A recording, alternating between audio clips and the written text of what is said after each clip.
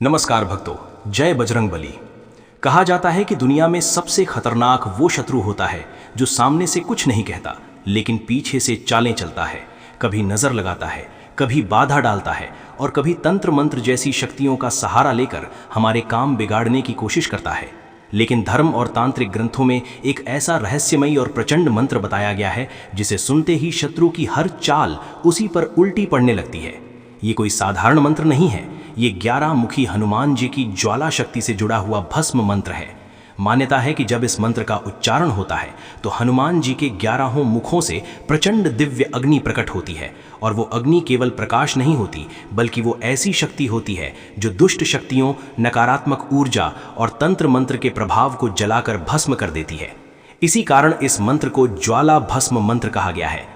तांत्रिक शास्त्रों में वर्णन मिलता है कि जो व्यक्ति श्रद्धा और विश्वास के साथ इस मंत्र का जप करता है उसके चारों ओर हनुमान जी की अदृश्य दिव्य शक्ति एक रक्षा कवच बना देती है और जो लोग उसके विरुद्ध षड्यंत्र करते हैं वही षड्यंत्र धीरे धीरे उन्हीं के जीवन में संकट बनकर लौटने लगता है।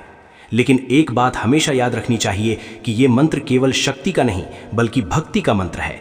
इसलिए इसे सुनते समय मन में क्रोध, द्वेष या बदले की भावना नहीं होनी चाहिए बल्कि मन में केवल एक ही भाव होना चाहिए कि हे बजरंग बली, आप सत्य की रक्षा करें और हमें हर बुरी शक्ति से बचाएं।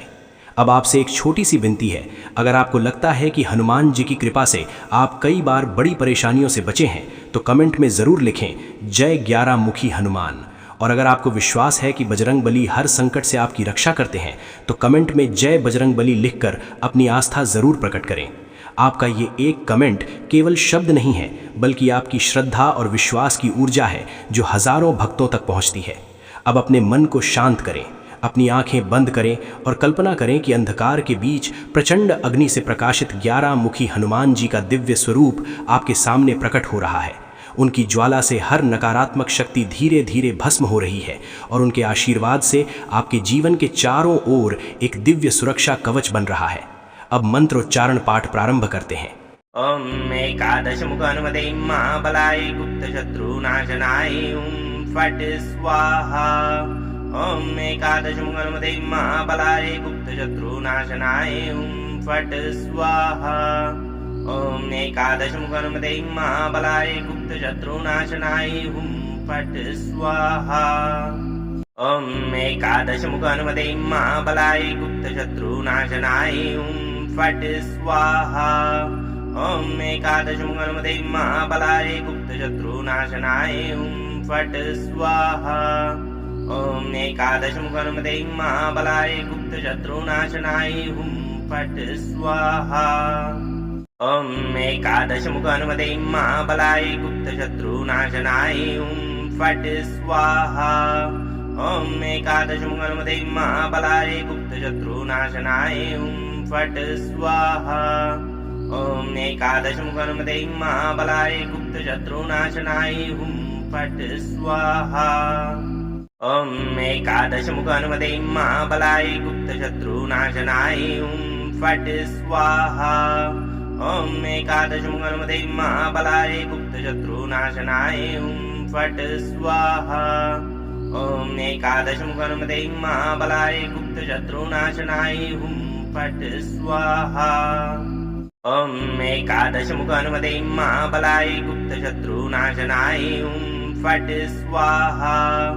ओम एकादश मुख हनुमते महाबलाय गुप्त शत्रु नाशनाय फट स्वाहा।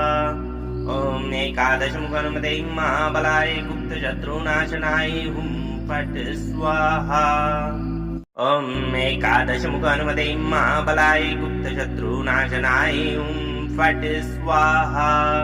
ओम एकादश मुख हनुमते महाबलाय गुप्त शत्रु नाशनाय फट स्वाहा। ओम एकादश मुख हनुमते महाबलाय गुप्त शत्रु नाशनाय फट स्वाहा। ओम एकादश मुख हनुमते महाबलाय गुप्त शत्रु नाशनाय फट स्वाहा। ओम एकादश मुख हनुमते महाबलाय गुप्त शत्रु नाशनाय फट स्वाहा। ओम एकादश मुख हनुमते महाबलाय गुप्त शत्रु नाशनाय फट स्वाहा। ॐ एकादशमुखहनुमते महाबलाय गुप्तशत्रुनाशनाय फट् स्वाहा ॐ एकादशमुखहनुमते महाबलाय गुप्तशत्रुनाशनाय फट् स्वाहा ॐ एकादशमुखहनुमते महाबलाय गुप्तशत्रुनाशनाय फट् स्वाहा ॐ एकादशमुखहनुमते महाबलाय गुप्तशत्रुनाशनाय फट् स्वाहा ॐ एकादशमुखहनुमते महाबलाय गुप्तशत्रुनाशनाय फट् स्वाहा ॐ एकादशमुखहनुमते महाबलाय गुप्तशत्रुनाशनाय फट् स्वाहा ॐ एकादशमुखहनुमते महाबलाय गुप्तशत्रुनाशनाय फट् स्वाहा ॐ एकादशमुखहनुमते महाबलाय गुप्तशत्रुनाशनाय फट् स्वाहा ॐ एकादशमुखहनुमते महाबलाय गुप्तशत्रुनाशनाय फट् स्वाहा ॐ एकादशमुखहनुमते महाबलाय गुप्तशत्रुनाशनाय फट् स्वाहा ॐ एकादशमुखहनुमते महाबलाय गुप्तशत्रुनाशनाय फट् स्वाहा ॐ एकादशमुखहनुमते महाबलाय गुप्तशत्रुनाशनाय फट् स्वाहा ॐ एकादशमुखहनुमते महाबलाय गुप्तशत्रुनाशनाय फट् स्वाहा ॐ एकादशमुखहनुमते महाबलाय गुप्तशत्रुनाशनाय फट् स्वाहा ॐ एकादशमुखहनुमते महाबलाय गुप्तशत्रुनाशनाय फट् स्वाहा ॐ एकादशमुखहनुमते महाबलाय गुप्तशत्रुनाशनाय फट् स्वाहा ॐ एकादशमुखहनुमते महाबलाय गुप्तशत्रुनाशनाय फट् स्वाहा ॐ एकादशमुखहनुमते महाबलाय गुप्तशत्रुनाशनाय फट् स्वाहा ॐ एकादशमुखहनुमते महाबलाय गुप्तशत्रुनाशनाय फट् स्वाहा ॐ एकादशमुखहनुमते महाबलाय गुप्तशत्रुनाशनाय फट् स्वाहा ॐ एकादशमुखहनुमते महाबलाय गुप्तशत्रुनाशनाय फट् स्वाहा ॐ एकादशमुखहनुमते महाबलाय गुप्तशत्रुनाशनाय फट् स्वाहा ॐ एकादशमुखहनुमते महाबलाय गुप्तशत्रुनाशनाय फट् स्वाहा ॐ एकादशमुखहनुमते महाबलाय गुप्तशत्रुनाशनाय फट् स्वाहा ॐ एकादशमुखहनुमते महाबलाय गुप्तशत्रुनाशनाय फट् स्वाहा ॐ एकादशमुखहनुमते महाबलाय गुप्तशत्रुनाशनाय फट् स्वाहा ॐ एकादशमुखहनुमते महाबलाय गुप्तशत्रुनाशनाय फट् स्वाहा ॐ एकादशमुखहनुमते महाबलाय गुप्तशत्रुनाशनाय फट् स्वाहा ॐ एकादशमुखहनुमते महाबलाय गुप्तशत्रुनाशनाय फट् स्वाहा ॐ एकादशमुखहनुमते महाबलाय गुप्तशत्रुनाशनाय फट् स्वाहा ॐ एकादशमुखहनुमते महाबलाय गुप्तशत्रुनाशनाय फट् स्वाहा ॐ एकादशमुखहनुमते महाबलाय गुप्तशत्रुनाशनाय फट् स्वाहा ॐ एकादशमुखहनुमते महाबलाय गुप्तशत्रुनाशनाय फट् स्वाहा ॐ एकादशमुखहनुमते महाबलाय गुप्तशत्रुनाशनाय फट् स्वाहा ॐ एकादशमुखहनुमते महाबलाय गुप्तशत्रुनाशनाय फट् स्वाहा ॐ एकादशमुखहनुमते महाबलाय गुप्तशत्रुनाशनाय फट् स्वाहा ॐ एकादशमुखहनुमते महाबलाय गुप्तशत्रुनाशनाय फट् स्वाहा ॐ एकादशमुखहनुमते महाबलाय गुप्तशत्रुनाशनाय फट् स्वाहा ॐ एकादशमुखहनुमते महाबलाय गुप्तशत्रुनाशनाय फट् स्वाहा ॐ एकादशमुखहनुमते महाबलाय गुप्तशत्रुनाशनाय फट् स्वाहा ॐ एकादशमुखनुमते महाबलाय गुप्तशत्रुनाशनाय हुं फट्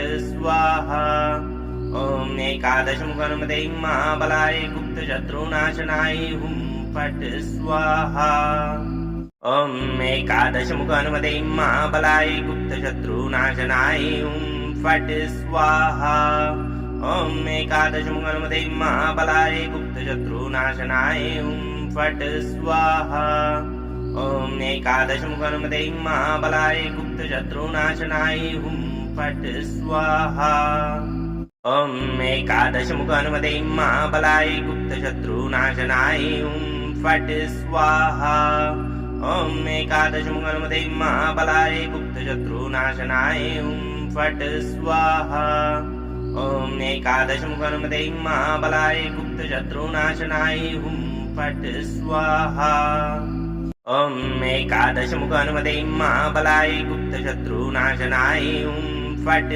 स्वाहा ॐ एकादशमुखनुमते महाबलाय गुप्तशत्रुनाशनाय हुं फट् स्वाहा ॐ एकादशमुखनुमते महाबलाय गुप्तशत्रुनाशनाय हुं फट् स्वाहा ॐ एकादशमुखनुमते महाबलाय गुप्तशत्रुनाशनाय हुं फट् स्वाहा ॐ एकादशमुखनुमते महाबलाय गुप्तशत्रुनाशनाय हुं फट् स्वाहा ॐ एकादशमुखनुमते महाबलाय गुप्तशत्रुनाशनाय हुं फट् स्वाहा ॐ एकादशमुखनुमते महाबलाय गुप्तशत्रुनाशनाय हुं फट् स्वाहा ॐ एकादशमुखनुमते महाबलाय गुप्तशत्रुनाशनाय हुं फट् स्वाहा ॐ एकादशमुखनुमते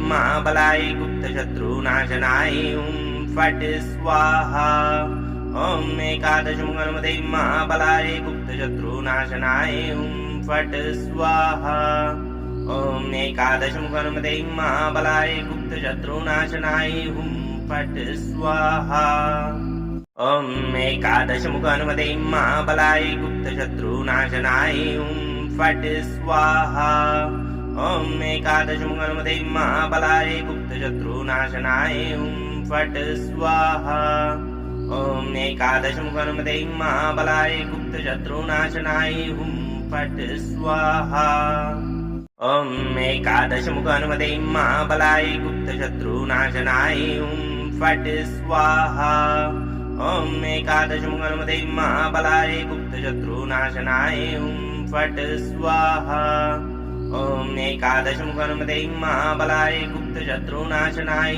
हुं फट् स्वाहा ॐ एकादशमुखनुमते महाबलाय गुप्तशत्रुनाशनाय हुं फट् स्वाहा ॐ एकादशमुखनुमते महाबलाय गुप्तशत्रुनाशनाय हुं फट् स्वाहा ॐ एकादशमुखनुमते महाबलाय गुप्तशत्रुनाशनाय हुं फट् स्वाहा ॐ एकादशमुखनुमते महाबलाय गुप्तशत्रुनाशनाय हुं फट् स्वाहा ॐ एकादशमुखनुमते महाबलाय गुप्तशत्रुनाशनाय हुं फट् स्वाहा ॐ एकादशमुखनुमते महाबलाय गुप्तशत्रुनाशनाय हुं फट् स्वाहा ॐ एकादशमुखनुमते महाबलाय गुप्तशत्रुनाशनाय हुं फट् स्वाहा ॐ एकादशमुखनुमते महाबलाय गुप्तशत्रुनाशनाय हुं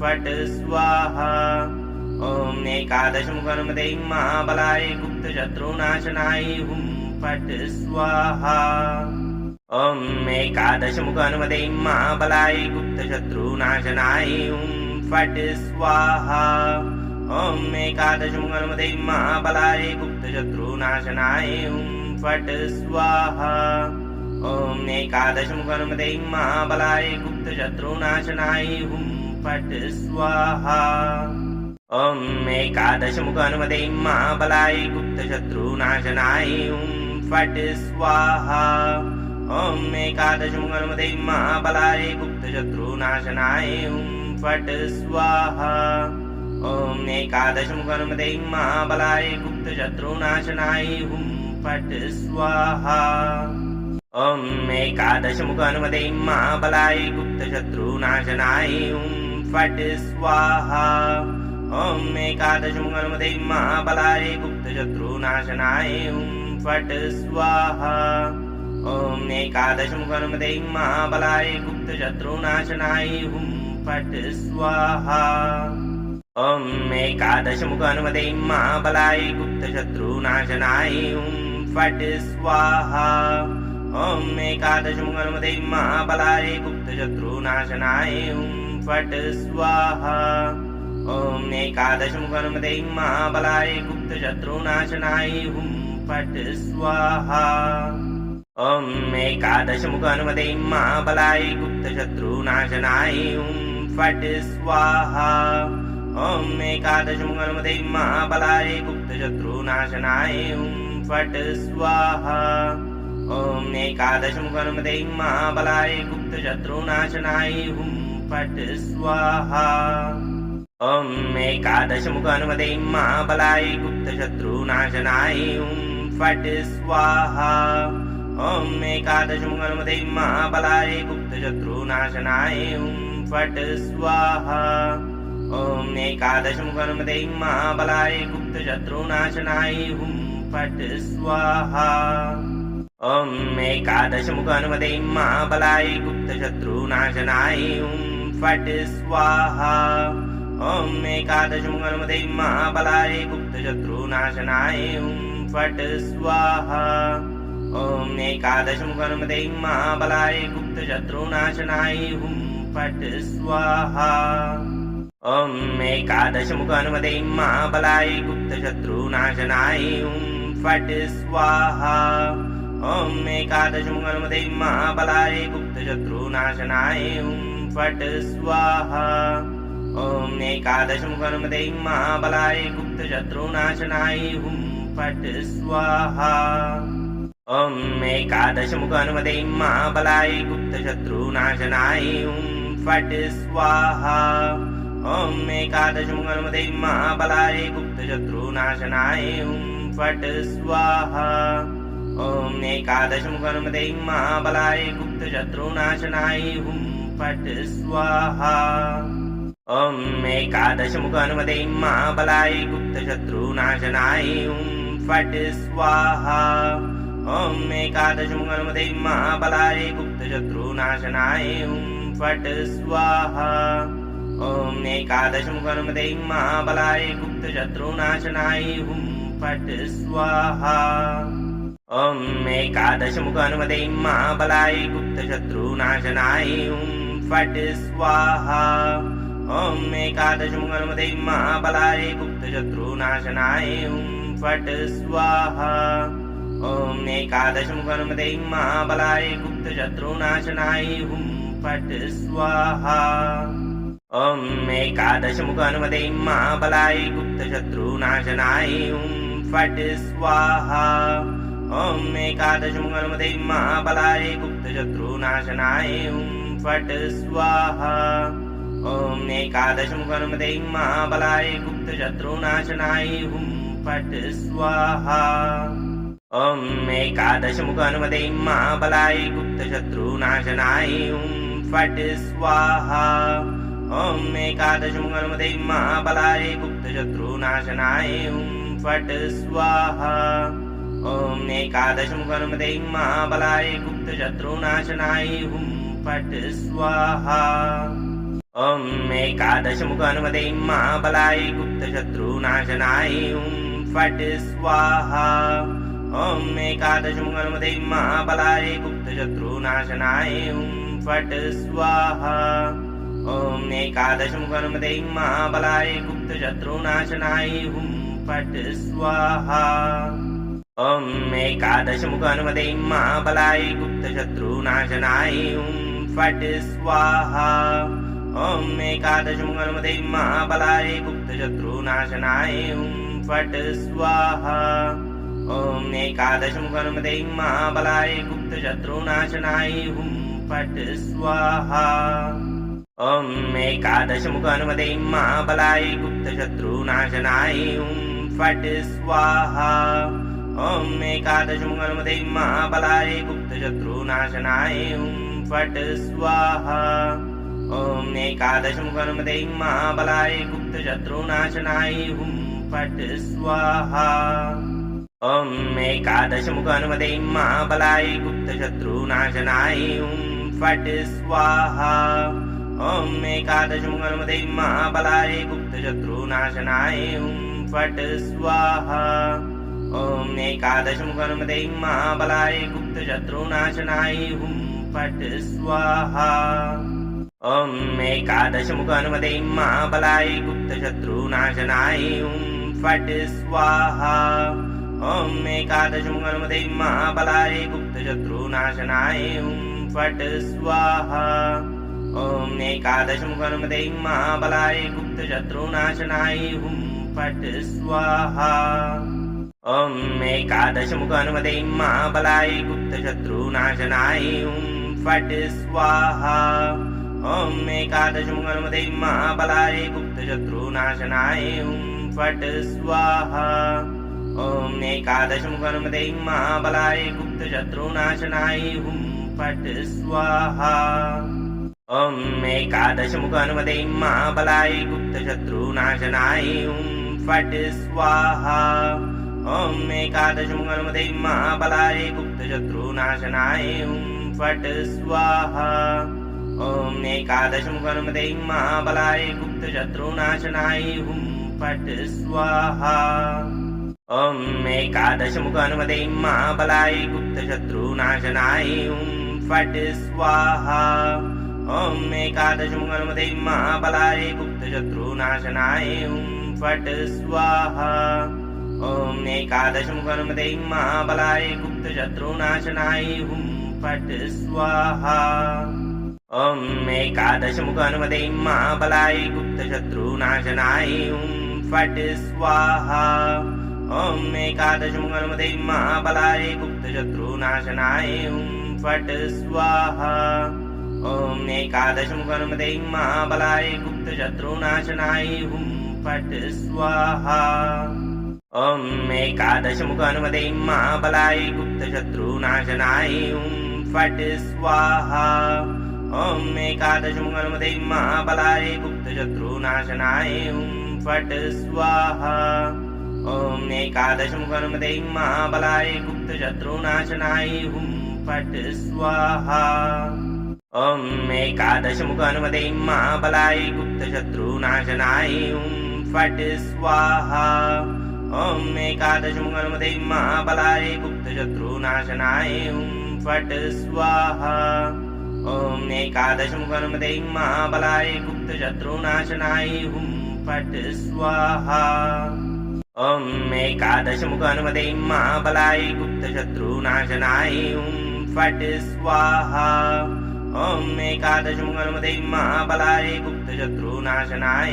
हुं फट् स्वाहा ॐ एकादशमुखानुमते महाबलाय गुप्तशत्रुनाशनाय हुं फट् स्वाहा ॐ एकादशमुखानुमते महाबलाय गुप्तशत्रुनाशनाय हुं फट् स्वाहा ॐ एकादशमुखानुमते महाबलाय गुप्तशत्रुनाशनाय हुं फट् स्वाहा ॐ एकादशमुखानुमते महाबलाय गुप्तशत्रुनाशनाय हुं फट् स्वाहा ॐ एकादशमुखानुमते महाबलाय गुप्तशत्रुनाशनाय हुं फट् स्वाहा ॐ एकादशमुखानुमते महाबलाय गुप्तशत्रुनाशनाय हुं फट् स्वाहा ॐ एकादशमुखानुमते महाबलाय गुप्तशत्रुनाशनाय हुं फट् स्वाहा ॐ एकादशमुखानुमते महाबलाय गुप्तशत्रुनाशनाय हुं फट् स्वाहा ॐ एकादशमुखानुमते महाबलाय गुप्तशत्रुनाशनाय हुं फट् स्वाहा ॐ एकादशमुखानुमते महाबलाय गुप्तशत्रुनाशनाय हुं फट् स्वाहा ॐ एकादशमुखानुमते महाबलाय गुप्तशत्रुनाशनाय हुं फट् स्वाहा ॐ एकादशमुखनुमते महाबलाय गुप्तशत्रुनाशनाय हुं फट् स्वाहा ॐ एकादशमुखनुमते महाबलाय गुप्तशत्रुनाशनाय हुं फट् स्वाहा ॐ एकादशमुखनुमते महाबलाय गुप्तशत्रुनाशनाय हुं फट् स्वाहा ॐ एकादशमुखनुमते महाबलाय गुप्तशत्रुनाशनाय हुं फट् स्वाहा ॐ एकादशमुखनुमते महाबलाय गुप्तशत्रुनाशनाय हुं फट् स्वाहा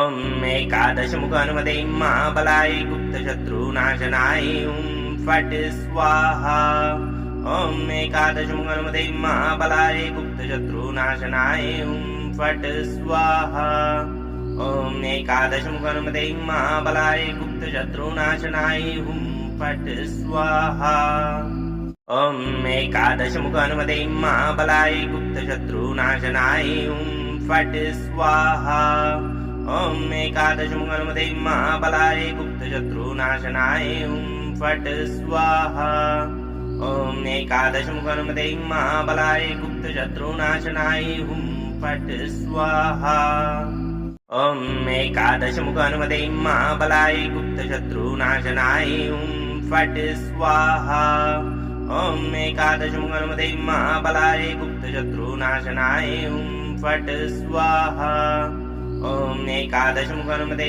महाबलाय गुप्तशत्रुनाशनाय हुं फट् स्वाहा ॐ एकादशमुखनुमते महाबलाय गुप्तशत्रुनाशनाय हुं फट् स्वाहा ॐ एकादशमुखनुमते महाबलाय गुप्तशत्रुनाशनाय हुं फट् स्वाहा ॐ एकादशमुखनुमते महाबलाय गुप्तशत्रुनाशनाय हुं फट् स्वाहा ॐ एकादशमुखनुमते महाबलाय गुप्तशत्रुनाशनाय हुं फट् स्वाहा ॐ एकादशमुखनुमते महाबलाय गुप्तशत्रुनाशनाय हुं फट् स्वाहा ॐ एकादशमुखनुमते महाबलाय गुप्तशत्रुनाशनाय हुं फट् स्वाहा ॐ एकादशमुखनुमते महाबलाय गुप्तशत्रुनाशनाय हुं फट् स्वाहा ॐ एकादशमुखनुमते महाबलाय गुप्तशत्रुनाशनाय हुं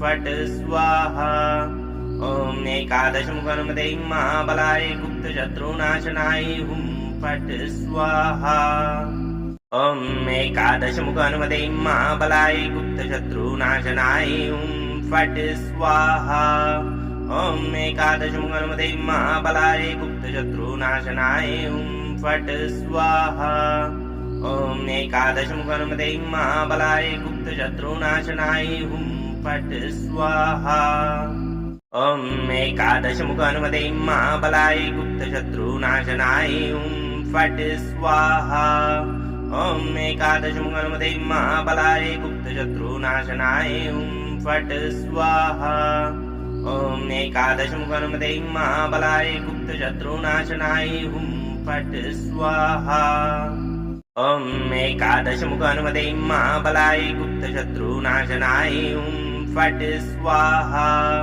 ॐ एकादशमुखनुमते महाबलाय गुप्तशत्रुनाशनाय हुं फट् स्वाहा ॐ एकादशमुखनुमते महाबलाय गुप्तशत्रुनाशनाय हुं फट् स्वाहा ॐ एकादशमुखनुमते महाबलाय गुप्तशत्रुनाशनाय हुं फट् स्वाहा ॐ एकादशमुखनुमते महाबलाय गुप्तशत्रुनाशनाय हुं फट् स्वाहा ॐ एकादशमुखनुमते महाबलाय गुप्तशत्रुनाशनाय हुं फट् स्वाहा ॐ एकादशमुखनुमते महाबलाय गुप्तशत्रुनाशनाय हुं फट् स्वाहा ॐ एकादशमुखनुमते महाबलाय गुप्तशत्रुनाशनाय हुं फट् स्वाहा ॐ एकादशमुखनुमते महाबलाय गुप्तशत्रुनाशनाय हुं फट् स्वाहा ॐ एकादशमुखनुमते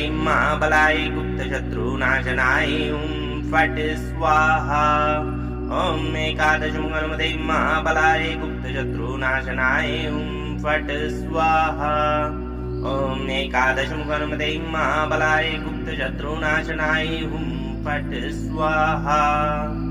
ॐ एकादशमुख हनुमते महाबलाय गुप्तशत्रुनाशनाय हुं फट् स्वाहा। ॐ एकादशमुख हनुमते महाबलाय गुप्तशत्रुनाशनाय हुं फट् स्वाहा। ॐ एकादशमुख हनुमते महाबलाय गुप्तशत्रुनाशनाय हुं फट् स्वाहा।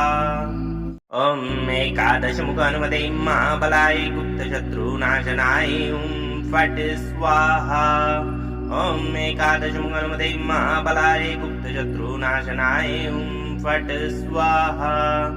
ॐ एकादशमुख हनुमते महाबलाय गुप्तशत्रुनाशनाय हुं फट् स्वाहा। ॐ एकादशमुख हनुमते महाबलाय गुप्तशत्रुनाशनाय हुं फट् स्वाहा। ॐ एकादशमुख हनुमते महाबलाय गुप्तशत्रुनाशनाय हुं फट् स्वाहा।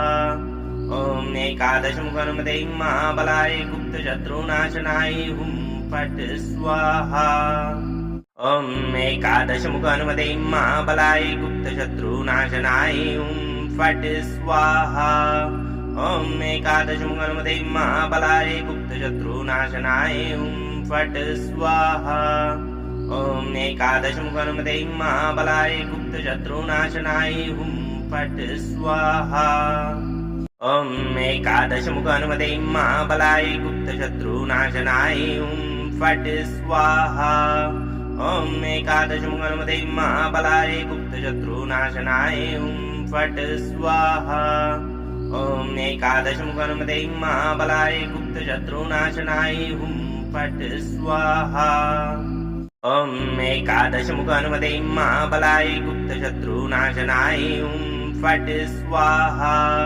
ॐ एकादशमुख हनुमते महाबलाय गुप्तशत्रुनाशनाय हुं फट् स्वाहा। ॐ एकादशमुख हनुमते महाबलाय गुप्तशत्रुनाशनाय हुं फट् स्वाहा।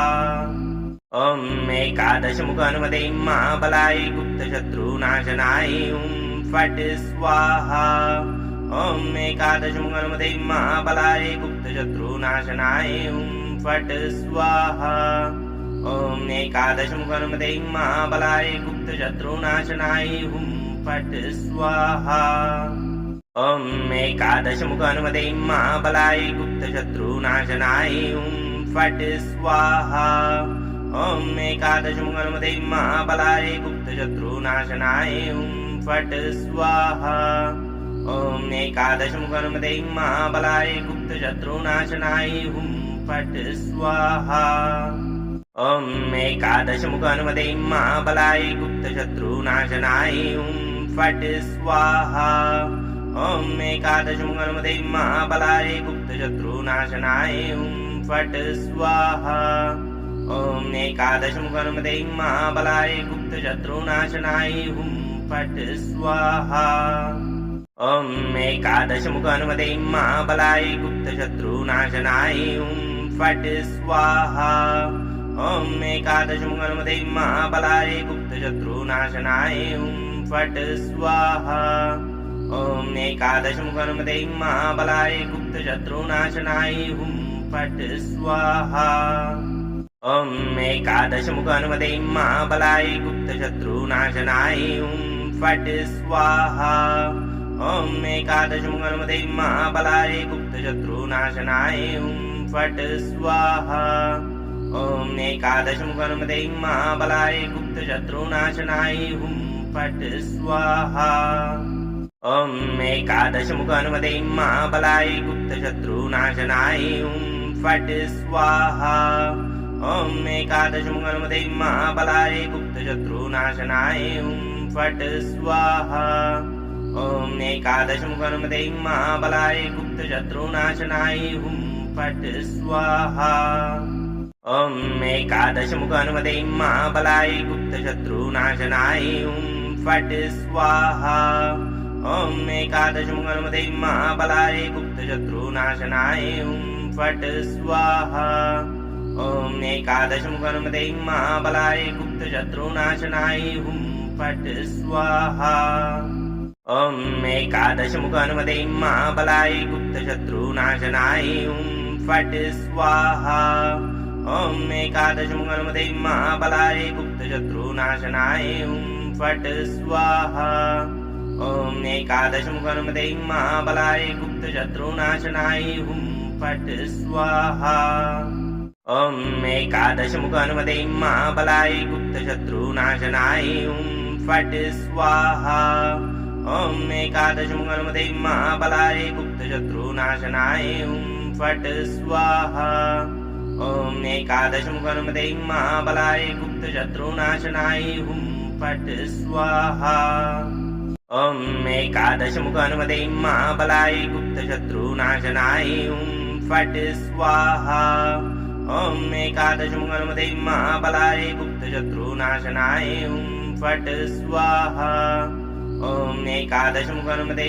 महाबलाय गुप्तशत्रुनाशनाय फट् स्वाहा ॐ एकादशमुखनुमते महाबलाय गुप्तशत्रुनाशनाय फट् स्वाहा ॐ एकादशमुखनुमते महाबलाय गुप्तशत्रुनाशनाय फट् स्वाहा ॐ एकादशमुखनुमते महाबलाय गुप्तशत्रुनाशनाय फट् स्वाहा ॐ एकादशमुखनुमते महाबलाय गुप्तशत्रुनाशनाय फट् स्वाहा ॐ एकादशमुखनुमते महाबलाय गुप्तशत्रुनाशनाय फट् स्वाहा ॐ एकादशमुखनुमते महाबलाय गुप्तशत्रुनाशनाय फट् स्वाहा ॐ एकादशमुखनुमते महाबलाय गुप्तशत्रुनाशनाय फट् स्वाहा ॐ एकादशमुखनुमते महाबलाय गुप्तशत्रुनाशनाय फट् स्वाहा ॐ एकादशमुखनुमते महाबलाय गुप्तशत्रुनाशनाय फट् स्वाहा ॐ एकादशमुखनुमते महाबलाय गुप्तशत्रुनाशनाय फट् स्वाहा ॐ एकादशमुखनुमते महाबलाय गुप्तशत्रुनाशनाय फट् स्वाहा ॐ एकादशमुखनुमते महाबलाय गुप्तशत्रुनाशनाय फट् स्वाहा ॐ एकादशमुखनुमते महाबलाय गुप्तशत्रुनाशनाय फट् स्वाहा ॐ एकादशमुखनुमते महाबलाय गुप्तशत्रुनाशनाय फट् स्वाहा ॐ एकादशमुखनुमते महाबलाय गुप्तशत्रुनाशनाय फट् स्वाहा ॐ एकादशमुखनुमते महाबलाय गुप्तशत्रुनाशनाय फट् स्वाहा ॐ एकादशमुखनुमते महाबलाय गुप्तशत्रुनाशनाय फट् स्वाहा ॐ एकादशमुखनुमते महाबलाय गुप्तशत्रुनाशनाय फट् स्वाहा ॐ एकादशमुखनुमते महाबलाय गुप्तशत्रुनाशनाय फट् स्वाहा ॐ एकादशमुखनुमते महाबलाय गुप्तशत्रुनाशनाय फट् स्वाहा ॐ एकादशमुखनुमते महाबलाय गुप्तशत्रुनाशनाय फट् स्वाहा ॐ एकादशमुखनुमते महाबलाय गुप्तशत्रुनाशनाय फट् स्वाहा ॐ एकादशमुखनुमते महाबलाय गुप्तशत्रुनाशनाय फट् स्वाहा ॐ एकादशमुखनुमते महाबलाय गुप्तशत्रुनाशनाय फट् स्वाहा ॐ एकादशमुखनुमते महाबलाय गुप्तशत्रुनाशनाय फट् स्वाहा ॐ एकादशमुखनुमते महाबलाय गुप्तशत्रुनाशनाय फट् स्वाहा ॐ एकादशमुखनुमते महाबलाय गुप्तशत्रुनाशनाय फट् स्वाहा।